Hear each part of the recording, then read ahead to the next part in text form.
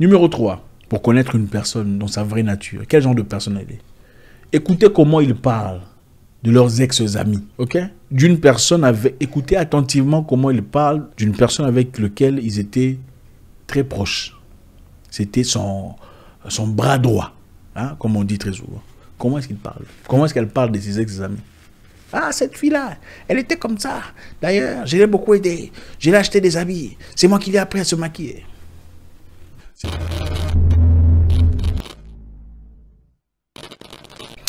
Bonjour à tous les amis. Zach Mwekassa, fondateur de Mwekassa. Merci infiniment d'être là avec nous encore une fois. Aujourd'hui, ce soir, dans cette édition très spéciale. C'est toujours avec beaucoup de plaisir qu'on échange et on discute dans le but de nous grandir en communauté. Aujourd'hui, évidemment, on va parler d'un sujet très intéressant. Quelqu'un m'a écrit voulant savoir comment reconnaître la nature d'une personne déjà avec très peu d'éléments. C'est-à-dire comment connaître la qualité d'une personne. Vous savez, n'avez-vous jamais rencontré une personne que vous estimiez dans le passé et avec le temps, vous êtes déçu de voir son vrai comportement, n'est-ce pas? Ça arrive à tout le monde, n'est-ce pas? Voilà, donc une personne m'a posé la question de savoir comment est-ce qu'on peut identifier une personne déjà au préalable, hein, en préambule, comment anticiper le comportement, la nature d'une personne. Et aujourd'hui, on va essayer de décortiquer très rapidement quelques éléments à travers lesquels on peut facilement identifier quelqu'un ou au moins oser dire qu'on a une idée sur le genre de personne qui est. D'accord? On est prêt? Merci à tout le monde, merci à ceux qui nous suivent depuis très longtemps. Vous êtes très appréciés, vous le savez. Merci aux nouveaux, votre première fois avec nous, enchanté. Je sais qu'à la fin de cette vidéo, vous n'en sortirez pas bredouille. Alors on y va. Comment on reconnaît une personne, la vraie nature d'une personne? Les gens font très bien semblant, mais on ne peut pas faire semblant à la perfection, ce n'est pas possible. Comme on le dit très souvent, même parmi les juristes, le tueur laisse toujours des traces. Le meurtre parfait n'existe pas. Donc, toute personne que vous rencontrez dans la vie, qui vous a déçu d'une façon ou d'une autre, certainement, quelque part, vous a donné des indices que vous aviez négligés. Des indices décrivant son caractère profond. Mais vous n'avez pas regardé attentivement. Ou vous avez carrément fait semblant. Parce que bon, voilà, beaucoup de personnes pensent que les gens changent et puis tout le bazar. Alors, première chose à regarder, quand une personne que vous connaissez à peine, apparemment gentille, ils sont très souvent très gentils au départ avec vous. Comment savoir son caractère? La première chose à regarder, c'est écouter très attentivement comment ils parlent d'une personne avec laquelle ils sont en conflit. Comment parlent-ils d'une personne avec laquelle ils sont en conflit? Vous en tirez des leçons percutantes. C'est-à-dire, quand une personne parle d'une personne avec qui elle est en conflit, avec vous, elle s'ouvre vraiment sur sa vraie nature. Pourquoi? Parce que surtout si elle sait que vous n'avez aucun rapport, donc toi et la personne avec qui elle est en conflit, elle s'ouvre. Et souvent, je sais que vous l'avez déjà vécu dans le passé, elle dira des choses du genre cette personne ne me connaît pas, elle ne sait pas que je peux faire ça, elle ne sait pas que je peux détruire sa vie, elle ne sait pas ce que j'ai comme données sur sa vie. Je peux ruiner son avenir. Ce n'est pas par colère qu'on le dit. Quand une personne parle comme ça, c'est ça sa vraie nature.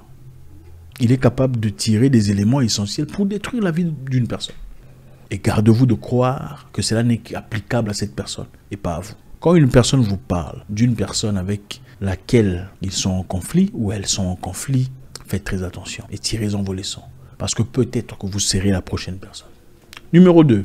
Observez le comportement d'une personne quand les choses ne vont pas en sa faveur. Observez son comportement quand les choses ne vont pas comme il désirait. Ok? Vous êtes en discussion avec une personne sur un sujet banal aussi, qui est important, et vous êtes en train de gagner la conversation. Souvent, très souvent, ces genres d'histoires arrivent là où il y a beaucoup de personnes à la fois. C'est-à-dire il y a beaucoup de personnes réunies et vous discutez sur un sujet et malheureusement, vous gagnez la conversation. C'est-à-dire vous êtes l'un contre l'autre, mais peu à peu, vous commencez à gagner la conversation.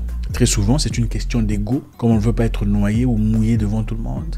On n'aime pas ce qui se passe quand on n'est pas en train de gagner la conversation. Regardez comment la personne réagit à votre égard.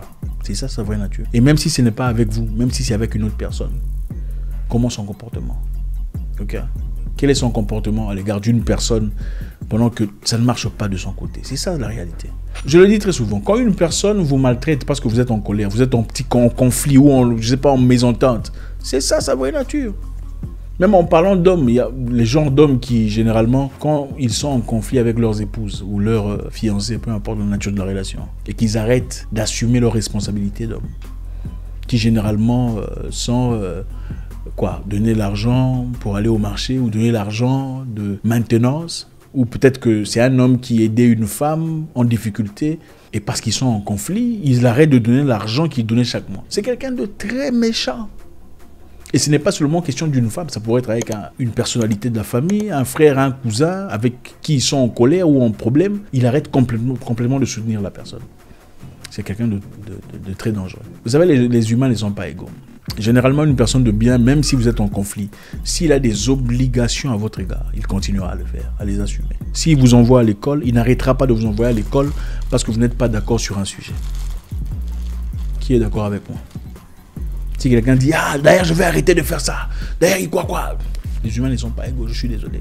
Je sais que vous, dans votre nature, vous direz que les humains sont égaux. Moi, excusez-moi, ils ne sont pas à l'église. Les humains sont différents en accord avec leur nature. Chacun sa nature et son caractère. Et on traite les gens tels qu'ils sont. Traitez l'humain tel qu'il est, pas tel que vous souhaiteriez qu'il soit. Ça, c'était notre numéro 2. Numéro 3, pour connaître une personne dans sa vraie nature. Quel genre de personne elle est? Écoutez comment ils parlent de leurs ex-amis. Ok? D'une personne avec... Écoutez attentivement comment ils parlent d'une personne avec laquelle ils étaient très proches. C'était son bras droit. Hein, comme on dit très souvent.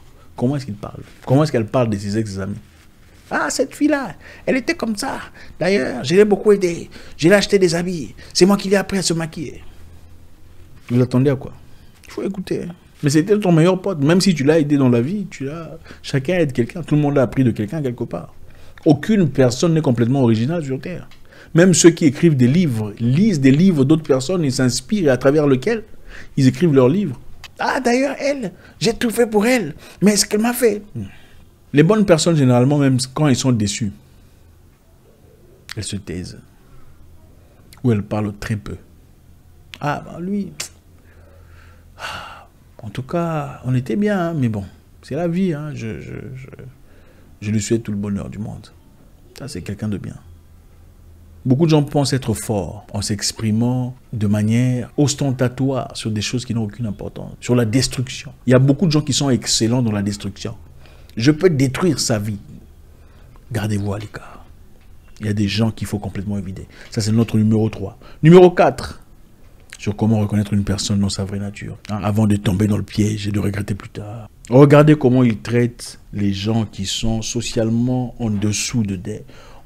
J'ai failli parler en anglais là. Regardez comment ils traitent des gens qui n'ont rien à leur offrir. D'accord? Quelqu'un disait, quand vous sortez avec quelqu'un, regardez, écoutez attentivement comment il parle au garçon de... Comment on appelle au serveur. Regardez, écoutez attentivement comment il parle au serveur. Comment il traite le serveur. C'est comme ça qu'il vous traitera. Si c'est un homme et que vous êtes une femme dans l'avenir. C'est comme ça qu'il vous traitera ou qu'il vous traiterait si vous n'avez rien à lui offrir. Je me souviens il y a longtemps, il y a quelqu'un que je fréquentais. Il assumait une position intéressante. Il était chef d'entreprise. Il avait une entreprise de sécurité. D'accord? À moi, il parlait très gentiment, très bien. Mais bon, quand il assumait ce rôle de chef d'une entreprise de sécurité, c'était dans un pays étranger, anglophone. Une fois, une personne est venue le voir. Par courage, a appelé son téléphone pour dire « Chef, bonjour, comment ça va ? En tout cas, excuse-moi, j'ai eu votre numéro à travers monsieur tel. Je suis en difficulté, je suis votre compatriote. Ma femme est enceinte. On nous a presque jeté dehors, il n'y a pas à manger, on n'a rien. S'il vous plaît, accordez-moi une opportunité pour pouvoir travailler. Je prendrai la moitié du salaire. » Le monsieur devant moi crie « C'est qui ça? Qui t'a donné ton numéro? Est-ce que c'est moi qui ai engrossé ta femme? Va te faire... » Chef, pardon, je m'en fous, ce n'est pas mon problème. Il pourrait évidemment avoir beaucoup de raisons pour lesquelles il aurait pu refuser, mais je pense qu'en toute simplicité et humilité, quand une personne vient devant toi disant « Il y a ma femme qui est enceinte, on m'a laissé dehors », il y a de quoi être gentil, même en disant non.